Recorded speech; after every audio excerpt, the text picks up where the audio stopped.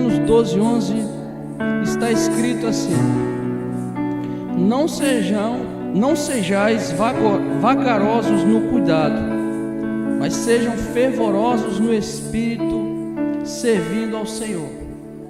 Gostaria que frisássemos apenas essa frase aí: sede fervorosos no Espírito, servindo ao Senhor. Amados irmãos, eu estou convicto de que nós precisamos restaurar o fervor espiritual. Nós precisamos. Eu estava lendo hoje a história dos irmãos moravianos, século XVIII, e compartilho com o Everson. Estou lendo um livro muito bom.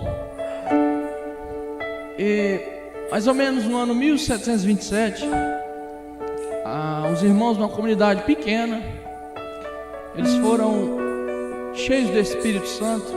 Eles começaram a ter convicção de pecado, a ter a graça do arrependimento, e o Senhor começou a operar no meio deles,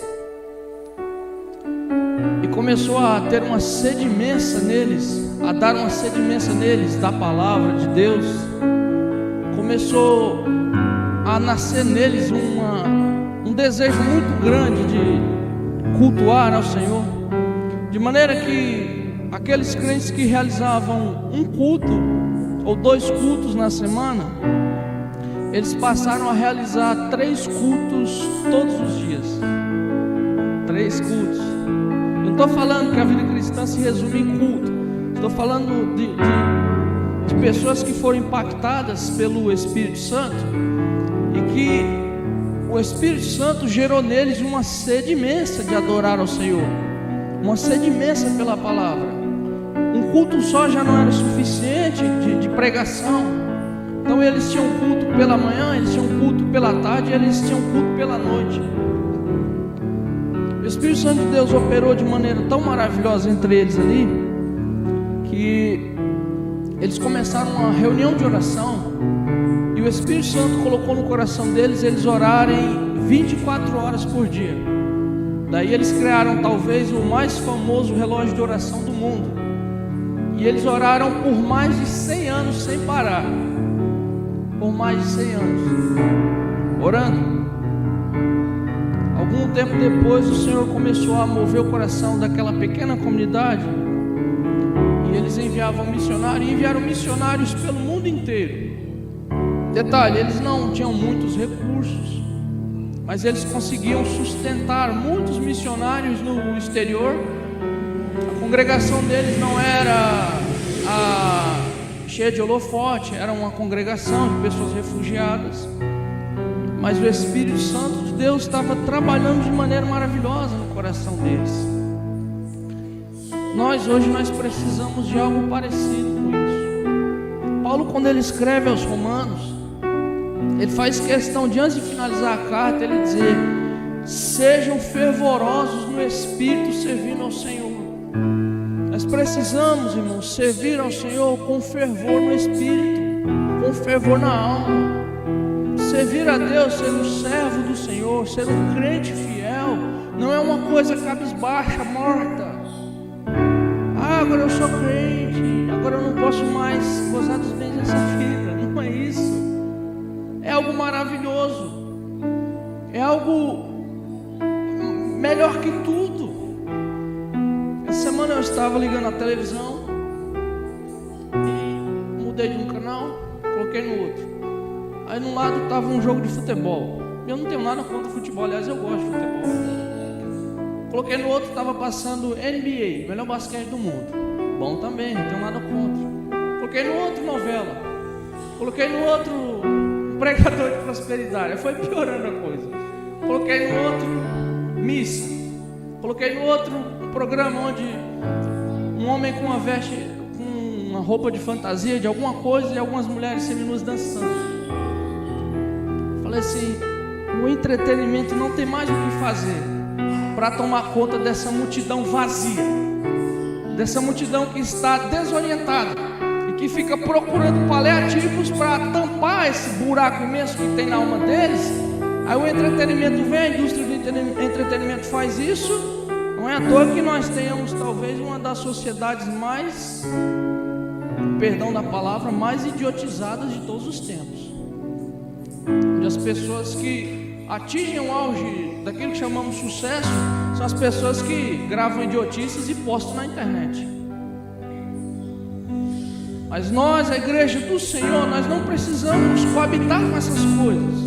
Nós precisamos, ao contrário, cultivar a piedade cristã e ser fervorosos no Espírito. Nós precisamos retornar. Nós precisamos que o Evangelho impacte no nosso coração de forma poderosa. Nós precisamos, conforme o pastor Everson tem pregado aqui, nós temos orado de um verdadeiro avivamento de novo, irmãos. Nós precisamos que a alegria da salvação inunde nossa alma. Nós precisamos entender que aquele batismo que nós tivemos um dia quando descemos as águas foi a morte do nosso velho homem para as coisas desse mundo e o renascimento para o Senhor Jesus. Morreu ali, foi crucificado, o novo homem e nasceu uma nova criatura. Nós precisamos falar do Senhor com alegria no coração, sonhar com Jesus, sonhar com a sua volta. Eu lembro quando nos dias da minha conversão eu sonhava todo o tempo com o Senhor. Sonhava. E olha que eu sou bem crítico com essas coisas de revelação, né? Mas por quê? Talvez porque o Senhor viu uma necessidade em mim de crescer na sua presença, mas também havia uma busca, eu falo de mim, havia um desejo muito maior.